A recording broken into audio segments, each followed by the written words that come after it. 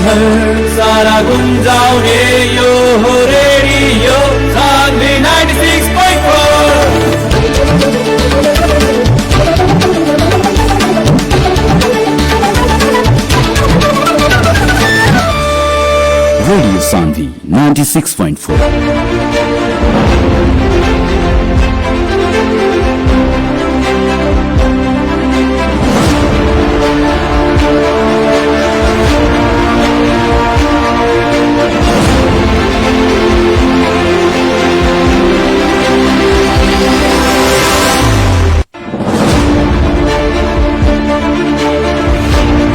नमस्कार आ हार्दिक स्वागत बा रेडियो सान्वी 96.4 मेगाहर्ट्ज के प्रस्तुति कार्यक्रम जन आवाज में। कार्यक्रम जन आवाज के साथ उपस्थित हो चुकल बानी हम कार्यक्रम प्रस्तोता मुखलेश गदी। सीधा बात, प्रश्न विचार, आम जनता के प्रतिनिधिमूलक आवाज कार्यक्रम जन आवाज हरेक दिन रेडियो सान्वी 96.4 मेगाहर्ट्ज के तरंग मार्फत, साथ साथ रेडियो सान्वी के ऑफिशियल फेसबुक पेज आ साझा डेली के भी ऑफिशियल फेसबुक पेज से ये कार्यक्रम लाइव सुनते आ रहा मानी। कार्यक्रम जन आवाज के मार्फत देश के समसामयिक राजनीतिक घटनाक्रम, विकास निर्माण, शिक्षा, स्वास्थ्य, कृषि, रोजगारी लगायत आम जनता से सरोकार राखे वाला हरेक समय सान्दर्भिक विषय पर बहस और छलफल करिन्छन्। कार्यक्रम जन आवाज के मार्फत आम जनता के समस्या संबंधित निकाय तक पहुंचावे के और उस समस्या समाधान के खातिर संबंधित निकाय के जिम्मेवार और जवाबदेही बनाओ के प्रयास भी करनिछन्। आदरणीय जन समुदाय, कार्यक्रम जन आवाज के आज के बहस में खास करके माघ 5 गते के दिन बलिदानी दिवस के अवसर में रौतहट में आयोजना भइल कार्यक्रम में नेपाल सरकार के भौतिक पूर्वाधार तथा यातायात मंत्री रेणु यादव जी के संबोधन के बाद जो वीडियो वायरल भइल और वीडियो में वहां के भाषण सुनला के बाद जोन एकदम चारू ओरी चर्चा परिचर्चा, कहीं कहीं विरोध भी भइल, मीडिया में भी आयल, व्यापक वो विषय पर चर्चा परिचर्चा आज के दिन तक भी हो रहल बाटे। मंत्री जी के जौन भाषण रहे उमें जौन वहां के बोलले रहनी, वैसन भाषण सार्वजनिक कार्यक्रम में बोले के चाहे कि ना चाहे, एगो मंत्री होके लगायत विभिन्न टीका टिप्पणी सामाजिक संजाल से विभिन्न मीडिया से आ रहा बा। ओकरे विरोध में देखल जाए तो प्रदेश में खास करके मध्य प्रदेश में जनता समाजवादी पार्टी के भातृ संगठन समाजवादी महिला संघ के आयोजना में आज मध्य प्रदेश के विभिन्न जगह में महिला लोग प्रदर्शन कैले बाटे। उन्हें भौतिक पूर्वाधार तथा यातायात मंत्री रेणु यादव जी भी आज एगो प्रेस विज्ञप्ति वहां के जारी कैले बानी कि बलिदानी दिवस के अवसर में जो कार्यक्रम के आयोजना कैल गई रहे और वो कार्यक्रम में जो हम मंतव्य देनी, वो मंतव्य के बारे में अभी जो भ्रम फैलावल जा रहल बाटे, एकरा ऊपर बहुत बड़का वहां के माने गंभीर ध्यान आकर्षण भइल बा आ दुख भी व्यक्त कैले बानी। वहां के कहनाम रहल बाटे कि हमर उ भनाई केहू के हिंसात्मक भड़काव के खातिर ना, केहू के व्यक्तिगत आक्षेप लगाव के खातिर ना, उत्तेजना फैलाव के खातिर ना, बल्कि समय अनुकूल प्रसंग जोड़ल गई बाटे और विभिन्न किस्म के प्रोपगेंडा सब बढ़ा चढ़ा के मीडियाबाजी कैल जाता कह के वहां के अपन प्रेस विज्ञप्ति के मार्फत से सफाई देले बानी। आज हमनी के वीरगंज में भी प्रदर्शन भइल बाटे। समाजवादी महिला संघ के आयोजना में प्रदर्शन भइल बाटे और प्रदर्शन काहे के खातिर आज हमनी के बहस और छलफल करेम सन।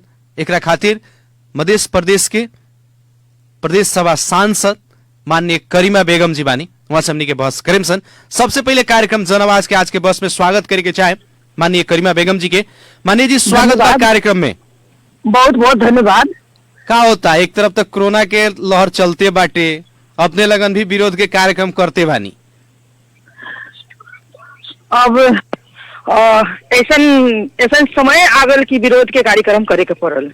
का ऐसा समय आगल के रउआ लगन के कहीं ना कहीं विरोध करे के पड़ल ख?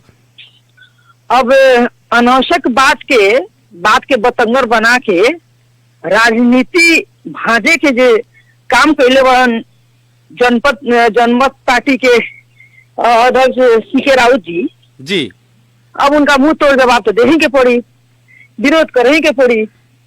ऐसे हमने के विरोध करे के पड़ता है इतना कोरोना के लहर में जी। और अब एक दूसरी तरफ बात, खास में देखल जाए तो प्रशासन 25 आदमी से ज्यादा भीड़ भाड़ ना करे के, लेकिन देखल गई आज मध्य प्रदेश में समाजवादी महिला संघ के जुलूसे निकलल बाटे जी।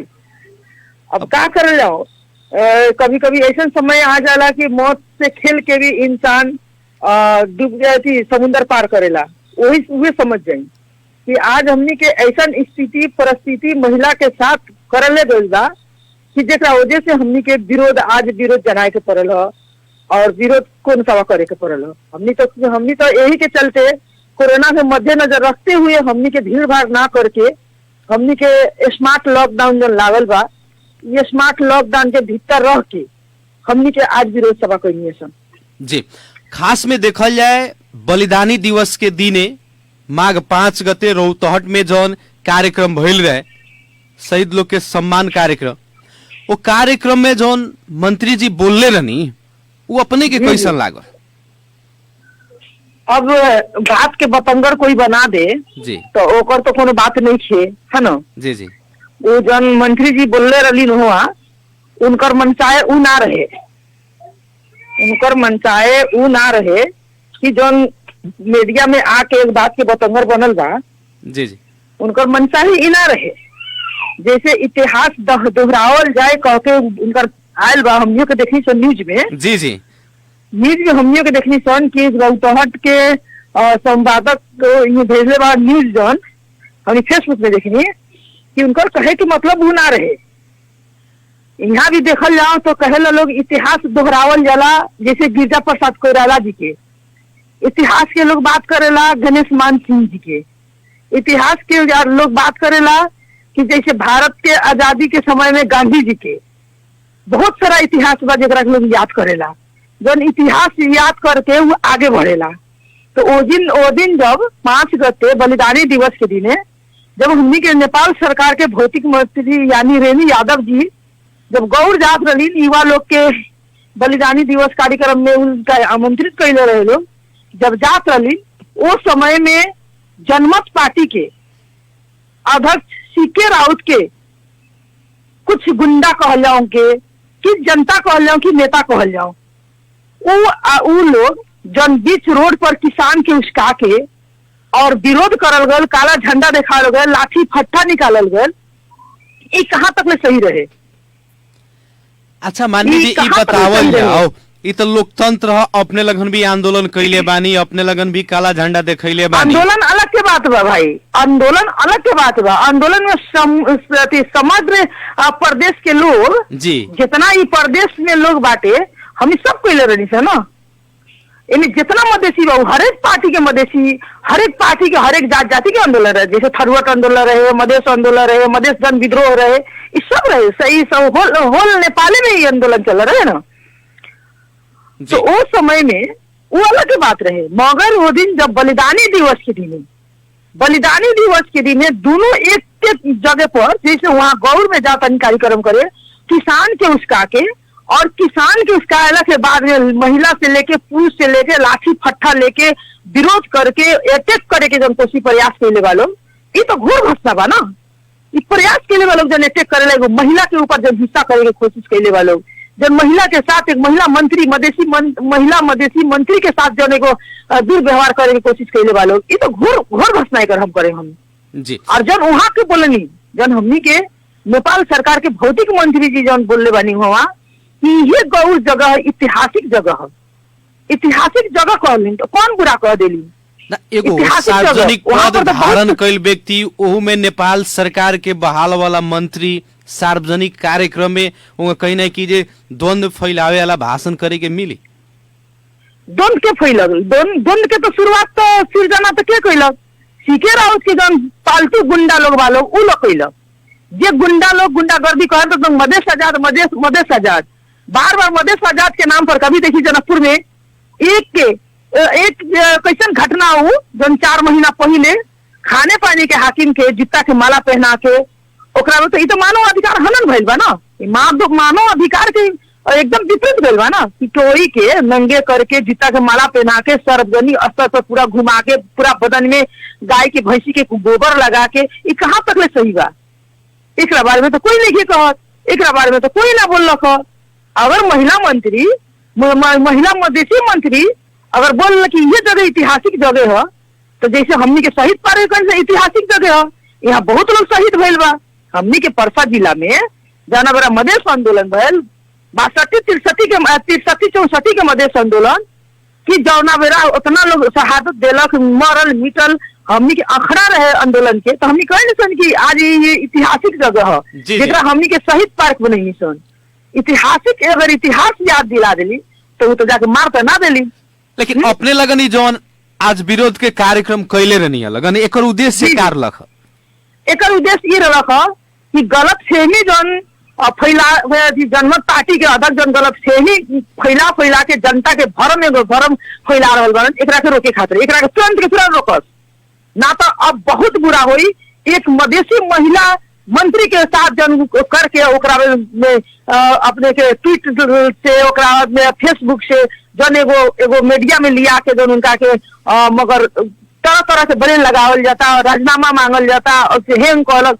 तो पहले हम कहे के चाहे संपूर्ण श्रोता लोग सुनत हुई लोग, हम कहे के चाहे कि जौन जनमत पार्टी के जन देह में गोबर लगा के नंगा नचेलक पूरा जनकपुर में, पहले वैसा सजा होके पड़ल न रहल बाती। आ महिला के साथ जन दुर्व्यवहार कैलक करेला जनमत पार्टी के सीके राउत, हम उनका कहे कि सचेत हो जात। वैसा देशद्रोही के जन बार बार कहलन कि देश टुकराए के पड़ी, देश टुकरा दे, वैसा देशद्रोही के कड़ा से कड़ा कार्रवाई होके के पड़ल। जन्म कैद उनका जेल होके के चाहिए। काहे हमनी के देश टुकराई हम? ई कहाँ से संचालित बा?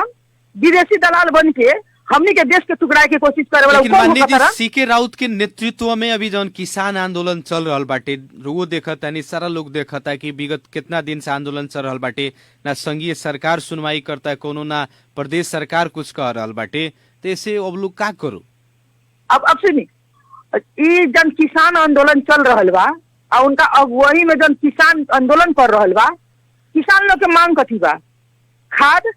किसान लोग के मांग कथी बा? सही रेट। किसान लोग के मांग कथी बा? समय पर दिया। अब ये ला नेपाल सरकार के जेकर पूर्व प्रधानमंत्री केपी शर्मा ओली जी के हाथे बा, तो वो तो चाहतन तो फैक्ट्री बैठा देता नो। आज नो मानी मोटा मोटी 6 महीने या साल भर से सरकार परिवर्तन भइल, सरकार परिवर्तन भइल बाटे अपने लगन के 6 महीना हो गए जी, 6 महीना हो गए सरकार परिवर्तन भेला। इससे पहले तो 3.5-4 वर्ष से तो उहे प्रधानमंत्री लोग जेकरा ऊपर आका के हाथ बाटे, केपी शर्मा ओली आका के हाथ बाटे जनमत के अध्यक्ष के सीके राउत पर, तो करवाए के चाहिए ना। फैक्ट्री बैठवा ले के चाहिए किसान लोग ला, बीज बीजन के सब्सिडी में फ्री करवा दे के चाहिए या सब्सिडी में खाद दिवाए के चाहिए। काहे ना कैल? एगो सिर्फ भरम फैलावल जाता, किसान के ऊपर राजनीति करल जाता, किसान के उसका किसान के जो जौन आवाज उ लोग उठावता का गलत बा? किसान के जौन मांग उ लोग आगाड़ी बढ़िले बाटे, का उ मांग जायज सब नहीं कसन? मांग जायज बा जी, मगर राजनीति करके ना, राजनीतिकरण करके ना। किसान के साथ अगर अपने शादी हम शादी या कोई भी पार्टी साथ देता, राजनीतिकरण ना होके के चाहिए। किसान के साथ राजनीतिकरण ना होके के चाहिए, स्कूल में राजनीतिकरण ना होके के चाहिए, हॉस्पिटल में राजनीतिकरण ना होके के चाहिए। कुछ तो जगह स्वच्छ छोड़े के पड़ल न। आज किसान लोग किसान के नाम पर राजनीति कर रहल बाटे, राजनीति के मूल धार में आवे के चाहता, काहे के स्थानीय तक के निर्वाचन नियरा ताटे, अभी बहुत नजदीक निर्वाचन सब आ सन, तो एगो सेंटिमेंट बनावल जाता अपने के कहना मनसा। जी अपने के लगन भी उ लोग के कहना बाटे कि जितना भी खास करके मध्य प्रदेश के जितना भी मधेशवादी दल लोग बाटे, जिसे मधेसी के एगो सेंटिमेंट से आज राजनीति में गइल बा लोग, तो हमनी जाता नहीं सुनते दिक्कत काहे होता है लोग के? तो हमने वो लोग खानी हमने के आक्रमण करके नहीं आल से ना। जन्म ऐसी रहे, एक सलाब रहे, जन मधेश आंदोलन भइल, मधेश जन विद्रोह भइल, उस समय में जगह कोई के नंगा कर दे के, कोई के देह में गोर पोत दे के, कोई के जूता चप्पल के माला पहना दे के, का मधेशवादी यही कैले बा? यही करके चाहता रहे मधेश के आजादी करावेला। जितना मधेश के हमनी के आजादी करे बा, जितना बलिदानी लोग देले बा, जितना लोग शहादत देले बा, जितना शहादत दे के उनके खून पर आज देश में संहिता आयल बा, ई कहीं दूसरा देश से विदेश से संचालित होके इस सब के बर्बाद करन। इस सोचतारन जिसे कहला लोग उनके नाय आयल तो लुगड़ी में सागर ओई चीज लेके आयल कि हम मधेश मुक्ति कामिला लड़तनी, हम मधेसी जनता ला लड़तनी, हम मधेश में रहल पिछाड़ी वर्ग ला लड़तनी, मगर उ लोग के कंधा पर बंदूक रख के सीके राउत चला रहल बड़न। अब मधेश में अपन मधेश में एगो भ्रमित कर रहल बड़न मधेश के जनता के। एक और बात हम कहे के चाहेम कि मधेसी जनता के भ्रमित करल छोड़ दे, सीधा सीधी राजनीति में आवस और कंधा पर किसान के कंधा पर, गरीब के कंधा पर, मधेसी के कंधा पर बंदूक चलावल छोड़ दे। जी अपने आज विरोध कार्यक्रम में कहनी है कि सीके राउत केपी ओली जी के माने वहां से संचालित बाड़न। हम अभी कहनी है कौन आधार पर जी कैसे वो हम तो अभी कहनी कि उनका मुड़ी पर पूर्व प्रधानमंत्री केपी शर्मा ओली के हाथ बा। जब तो वही समय में फैक्ट्री बैठवा ले चाहिए, किसान चौला बहुत कुछ करवा देवे के चाहिए। जौना बेरा सीके राउत जनमत पार्टी के अध्यक्ष जौना बेरा जाके केपी शर्मा ओली से हाथ भी लेलन तो वही समय में करा ले चाहिए ना, अपन मुद्दा मांग करके। मधेश के गुमराह करेला, मधेश के जनता के गुमराह करेला, मधेश में रहल हरेक जात जाति के गुमराह करेला। सारा नौटंकी ड्रामा हो रहल बा। विदेश से संचालित विदेशी दलाल के तरह काम कर रहल बड़न और उनकर गुंडा सब कर रहल बा। कोई नहीं जानत कि कब केकर इज्जत लुटियसन, केकर आबरू लुटियसन, केकरा के कहाँ काट इज्जत करियसन, कोनो गारंटी नहीं है। हम कहे के चाहे ये संदर्भ अपने के एफएम से संपूर्ण परिवार से जितना श्रोता लोग सुनता लोग वो लोग से कि मीडिया स्वतंत्र मीडिया होकेला। हकीकत का बा ओ के तरफ जाए के पड़ल अनावश्यक झा के बात के बतंगर बना के ना कर ले। उ कहलिन रेणु जी भौतिक पूर्वाधार मंत्री जी कहलिन कि इतिहास गवाह है, यही गौर है, यही ना बोले बड़ी जी यही गौर है कि ऐसा ऐसा हुआ था। तो जहाँ जन घटना घटला तो लोग तो कहबे करेला ना, जैसे जैसे कभी कभी कहीं जोड़ल जाता कि उ घटना अपना ही लगन के पार्टी के नेता लोग के द्वारा करावल गई रहे जो मीडिया में आ रहल बा। ना ये सब हवा फैलावल जाता, बदनाम करल जाता। एक मधेसी महिला के साथ एगो बलेन लगा के बदनाम करल जाता कि काहे मधेसी महिला एगो मंत्री रही, वो से ओकरा के बदनाम करल जाता। कैसे आंदोलन में चर्चित बाड़ी, आंदोलन करले बाड़ी, आंदोलनकारी बाड़ी, और आज वो दिन वो जगह पर घटना घटल, ऐसे उनका याद आ गल तो कह दिलीन। हम कथी कहिए कि पृथ्वी नारायण शाह के जो भारत के अथी में जोगी जयपाल से जो लड़ाई भल रहे उस समय के तो लोग कहला न पृथ्वी नारायण शाह एने कारी लोग कहेला कि अथी अपने गिरजा प्रसाद कोइराला लोग कहेला कि अपने के गणेश मान सिंह, वो लोग के इतिहास बा ना, लोग इतिहास तो वो लोग के याद करेला कि ना करेला।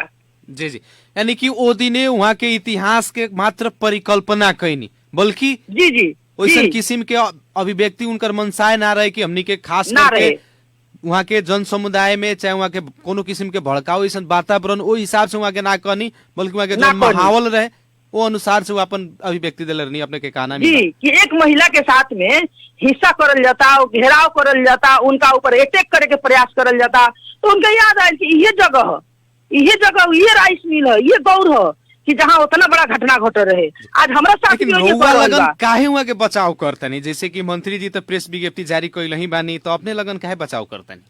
हमनी बचाव ना कर रहे, हमनी सही बात जन बता रहे बनी सन, हमनी के बचाव नहीं कर सन, हमनी के जन हकीकत बा वो आईना दिखा रहे बनी सन, बुझनी हमनी वो आईना दिखा रहे बनी सन कि देखिए आईना में कुछ और बा, ऊपर से कहल जलन के हाथ में तेल लगा के जन पोत देहल जाला आईना पर कि धुधेला लौकेला, वो धुधेला दिखावल जाता, बुझनी आईना कुछ और बा। और आईना पर हाथ में तेल लगा के जब मल के धुधेला दिखावल जाता, ई गलत बा। लेकिन कुछ लोग कोई बचाव नहीं करते। वहाँ के अभिव्यक्ति अइला के बाद वो जौन भाषण कैल वीडियो सार्वजनिक भइला के बाद कुछ लोग कही नहीं कीजे मंत्री पद से राजीनामा देवे के परी कह के भी मांग सब आइल सन, एकरा बारे में का? अब तो विरोधी करबे करी ना, कहबे ना करी कैसे एगो महिला कैसे भौतिक पूर्वाधार मंत्री बा, कैसे यातायात मंत्री बा, दूसरे में कैसे इतना तेजी से काम कर रहल बा। जनकपुर के रेलवे के रेल जब संचालन हो गया के बाद भी फेन छनकल रहलखन, बहुत जगह के विकास के काम जैसे हमनी के अपने के बता दे पथलैया वीरगंज के जन सड़क रहलक वो वही माने 3-4 साल से वही लटकर रख। हर एक जगह में जब भौतिक मंत्री बोली ना तो बहुत तेजी के साथ निर्देशन दे दे के काम हो रहा है जोर शोर से। अब वो लोग के बर्दाश्त नहीं के होकर कि सब दिन से लूट पूट के खैलक तो कहाँ बर्दाश्त होगी कि 1 साल के बजट के 4 साल ले जाकर लमड़ा के खैलक तो कैसे बर्दाश्त होगी कि 1 साल के काम 6 महीना में हो। यानी कि वहाँ के अपन पदीय दायित्व पूरा करत रहनी है, वही दौरान में वहाँ के छवि बिगाड़े के खातिर, वहाँ के बदनाम पर करे के खातिर ऐसा किस्म के प्रोपेगेंडा फैलावल जाता। जी जी। अब जैसे ये अपने लगन के विरोध कार्यक्रम एक दिन खातिर बा कि आगामी दिन में भी रही कि का बाटे? आगामी दिन में भी रही हो सकी तो हमनी के 14 गते के आह्वाने कैले बानी सन हमनी के जी है ना। 14 गते के आह्वान कैले बानी सन। आज तो जल्दी जल्दी में हमनी कैले सन। बारिश भी होकर रख, पार्टी के भी बैठक रख जिला कार्य समिति सबके वो के चलते अब आदमी ना पहुंचे सकल तो हमनी के सिर्फ महिला जौने महिला रहनी सन तौने हमनी के विरोध कैले सन। माने आगामी भी हमनी के कार्यक्रम तैयारी कर रहल बानी सन। काहे से जे कि परसों हमनी के 12 गते के राष्ट्रीय सभा के चुनाव बा। अब हमनी भी सब ओने उलझम सन तो काम ना भइला के कारण। अब माननीय जी थोड़ा हम प्रसंग के बदले के चाहे। अब जैसे कि खास में देखा जाए जनता समाजवादी पार्टी एगो देश के तीसरका वैकल्पिक शक्ति लग, लेकिन अभी जौना हिसाब से परसा जिला के अवस्था बाटे जोन विवाद सभी देखल जा रहल बाटे एकरा बारे में का कहे के चाहे? जनता बड़ा दुखी बा। अब जहाँ एगो घर में 7 गो परिवार बा तो वहाँ झगड़ा होकेला, विवाद होकेला, बात ना मिलेला। कोई लेडीज बा तो कोई के चूड़ी चाहिए तो कोई के साड़ी चाहिए तो कोई के गहना चाहिए तो कोई के हार चाहिए तो कोई के कुछो चाहिए, बात ना मिलेला। बाप बेटा के बात तो बाप बेटा के फरमाइश ना पूरा करेला तो वहाँ का बोलला कि दो केला। तो ये तो पार्टी है जी, पार्टी है। पार्टी में तो चारों बगल के लोग बा, हर किस्म के लोग बा, ओमे बात विवाद होकेला। कोनो बड़ा बात ना, हर एक पार्टी स्वाभाविक रूप से मानल जा सकता है पार्टी भीतर के विवाद बाटे। जी, पार्टी भीतर के विवाद बा, फिर झगड़ा होई, फिर तकरार होई, फिर एक होई, वो सब पार्टी में होकेला। लेकिन अपने के पार्टी के जे सच्चा कार्यकर्ता बाटे, सच्चा सिपाही बाटे, अपने लगन के खातिर जे मरल मिटल बाटे, उ लोग तो कहीं ना कहीं तनाव में तो बा। वो लोग के का कहे के चाहे? अपने वो लोग के कहे के चाहे कि अपने लोग ना आती, ना घबराई, गढ़न लागेला मर फिर गढ़न गढ़े कटबो करेला। थोड़ा दिन ला परेशानी आयल बा, फिर सब ठीक हो जाई, मिल के चलल जाई, पार्टी मजबूत होई, फिर आओ तो चुनाव हमने के मिल के चुनाव लड़ल जाई। तो वैसे जितना साथी लोग श्वेता लोग सुनत होकर लोगन अपने लोग न घबराई, लोगन हिम्मत रखी, लोगन हम सब एक होकर चल जाई, हम एक साथ बनी सन। लेकिन कुछ लोग कहता कि अब जनता समाजवादी पार्टी फूटी, वो लोग क्या कहे के चाहे? इस सोच ना बनाए के पड़ल कि जनता समाजवादी पार्टी फूटी। छूटी तो दुख के बात बा, मगर हमर का नाम ई बा कि ना फूटे के चाहिए, हमने मिला के जाए। वैसा नौबत ना आए कि फूटे, है ना। कैसे घर में बाप बेटा से बात ना मिले तो बेटा घर छोड़ के चल जाला। बहुत सब पार्टी बा, जैसे कांग्रेस फूटल, जैसे माले फूटल, जैसे माओवादी फूटल, सब पार्टी फूटल। हमने के जनता समाजवादी पार्टी उस समय में मधेसी जन अधिकार फोरम रहे तो फूटल। ये तो फूटे जुटे के तो पार्टी हुआ तो फूटबे करी, जुटबे करी, शीशा कांच के तरह गिरी जहाँ फूट जाई। तो ऐसे कौन राजनीति ऐसी करना, राजनीति में होकेला। जी मान्य जी, अब जैसे कि खास में देखल जाओ माघ 3 गते के दिन जौन प्रदेश सभा से प्रदेश नंबर 2 के राजधानी जनकपुर और नाम मध्य प्रदेश तोकल गई, बीरगंज में आंदोलन सब जौन चल रहा बाटे, एक विषय में अपने का कहे के चाहे? जन आंदोलन चल रहा बा जी, अब एक बारे में हम का कहीं, राजधानी तो हो गए, बहुमत से भयल, है ना। हमनी के तो जितना वोट हमनी के रहे अपन ईमानदारी पूर्वक वोट देनी, है ना। अब बाकी अब आंदोलन कर रहा बा लोग कर कैसे आंदोलन ऐसा है कि जनता के ऐसा यह कि कैसन सिंडिकेट तोड़ देला। जी जी, जैसे देश से राजाशाही शासन तोड़ देला, देश में राजतंत्र गयल, प्रजातंत्र आयल, ओकरा बाद आज लोकतंत्र गणतंत्र में आयल बा। तो संघर्ष हो रहा बा, राजनीति आंदोलन हो रहा बा। आंदोलन होते होते होते होते एक दिन वो दिन आई कि जनकपुर से राजधानी उठ के हो सकता बीरगंज आई, जनता के दबाव पर, जनता के आंदोलन पर, हमनी के संघर्ष पर। लेकिन बीच में वो कथी बात आयल खास में देखा जाए अपने लगन के मेन उद्देश्य रहे, जैसे कि खास में देखल जाए तो मध्य प्रदेश के जौन अपने लगन के परिकल्पना रहे मधेशवादी दल के, उ तो एबेरा सार्थक भइल बाटे, मध्य प्रदेश नामाकरण भइल बा। लेकिन ये बीच में भोजपुरिया प्रदेश के बाद जौन आयल बाटे में कितना के सच्चाई बाटे ई का हुए? काहे कि वो दिन के सर्वदलीय बैठक में अपने भी बैठे रहनी। भोजपुरिया प्रदेश मांग लोग रखलक लोग जी, कि हमनी के भोजपुरिया चाहे हमनी के अपन भाषा में अपन काम काज के भाषा होके पड़ल हमनी के कह के कि वो रखलक लोग उचित बा, हमनी के अधिकार बा। काहे से कोई मिथिला कहे, कोई भोजपुरा कहे, कोई मिथिला कोई जानकी कहे, कोई कुछो कहे, तो हमनी को अधिकार बा ना कि हमनी के कहे भोजपुरा होके के पड़ल। जी जी, यानी कि ई जौन आंदोलन होता उ स्वाभाविक आंदोलन बा, लेकिन जनता कह रहल बाटे कि अब कितना आंदोलन हमनी करी सन, खाल आंदोलन करी सन, आ बीरगंज आंदोलन करे, लेकिन उपलब्धि के बेरा बीरगंज के साथ खाली मने कहीं ना कि बेईमानी होखे, अन्याय होखे, तब कितना आंदोलन करी जनता। अब तो आंदोलन तो करे के पड़ी, काहे से जे बिना रोल माई दूध ना पियल बच्चा के, जी तब मांगला से तो भीख ना मिली तो देश कहाँ से दी लोग, अधिकार कहाँ से दी लोग, हाँ हमनी के मदेश कहाँ से दी लोग, अधिकार कहाँ से दी लोग। अब जैसे कि एक और बात कथी आ रहल बाटे कि ई जौन आंदोलन होता, ये आंदोलन में खाली अपने ही लगन के पार्टी के कहीं ना कि जे देखावल जा रहल बाटे कि अपने लगन ना कहीं नहीं, अब जे काम करेला ओकरे के लोग उंगली उठावेला, बुझनी जी, जे काम करेला उंगली ओकरे पर उठेला, जो कामे ना करे ओकरा पर कोई क्या उंगली उठाई। अब ये समझ जाए। जी जी, और खास में जौन आंदोलन चल रहल बाटे, जनता के का नाम कथी बा कि आंदोलन वास्तव में बीरगंज खातिर होके के पड़ल, ना कि अपन अपन पार्टी के राजनीतिक रोटी सेके खातिर होके। एकरा विषय में अगर वैसन हो कि तो ई गलत बात बा, कोई आंदोलन में ना जाए। हमनी के अगर आंदोलन करेम तो सामूहिक आंदोलन करेम कि सब पार्टी के आओ। जी जी, कोई झंडा ना, कोई बैनर ना, यानी कि निष्पक्ष ढंग से बीरगंज खातिर होता तो में अपने के तैयारी बानी ओकरा खातिर अपने आगाड़ी बढ़े। जी जी, लेकिन काहे के अभी चुनाव नहीं रही बड़ा सन, अपन अपन पार्टी के चुनावी एजेंडा बनाओ खतरा आ जनता के गुमराह करे खतरा होई, तुम्हें अपने लगन के सहभागिता ना रही। जी चलिए मान्य जी, अंतिम में आम जनता के का कहे के चाहे अपने? हम आम जनता के ये कहे के चाहे कि जितना श्रोता लोग सुनता नहीं लोगन, पहले तो पार्टी के बात आयल हो। जी जी, तो पार्टी में या घर परिवार में टोन मोन होकेला, बेटा रूस होकेला, कभी बाप खिंचालन कभी बेटा खिंचालन, होत रहेला पार्टी के। रहल राजधानी के आंदोलन के संबंध में तो हमनी के संघर्ष जारी बा, हमनी के मिल के संघर्ष करल जाओ, एक फ्रंट पर आके कोई भी पार्टी के होके। पहले हमनी बीरगंजिया बानी सन, बीरगंजवासी बानी सन। एमे दूसरी बात का कि जौन अभी नवीन जन सीके राउत के द्वारा भइल बा, ई बहुत गलत कैले बा। आई हवा उठावल जाता एक महिला, एक मधेसी मंत्री के साथ में, तो पर अपने लोग विश्वास ना करी। काहे से सब कोई अपन अपन रोटी सोकेला, ऐसे अपने लोग विश्वास ना करी। और हम रउआ लोग के नेता हैं, रउआ लोग के बीच में बानी, हमनी कोनो बाहर से नहीं खिया ना, हमनी करोड़पति कोनो नेता बानी, रउआ लोग जैसन बानी, रउआ लोग के बीच में रहे, रउआ लोग के साथ चाहिए।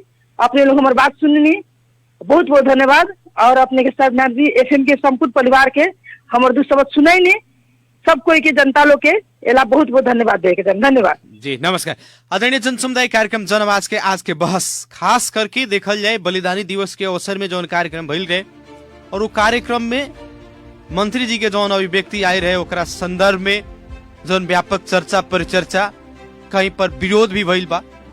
एकरे संदर्भ में आज समाजवादी महिला संघ के द्वारा मध्य प्रदेश में विरोध के कार्यक्रम सब कल गई बाटे सीके राउत के विरोध में। ओकरे संदर्भ में हमनी के बहस कैनी असन, साथे साथ विभिन्न समय सांदर्भिक विषय पर भी बातचीत भइल ख। मध्य प्रदेश के प्रदेश सभा सदस्य हमनी के परसा जिला के माननीय करीमा बेगम जी से कार्यक्रम सुन के साथ देनी, एक अपने संपूर्ण के बहुत बहुत धन्यवाद देवे चाहे। विशेष धन्यवाद प्राविधिक मित्र अनरजीत यादव जी के देते हुए कार्यक्रम जनआवाज के आज के बहस और छलफल से हम कार्यक्रम प्रस्तोता मुकलेश गदी आज के खातिर विदा चाहत बानी। प्रणाम। रेडियो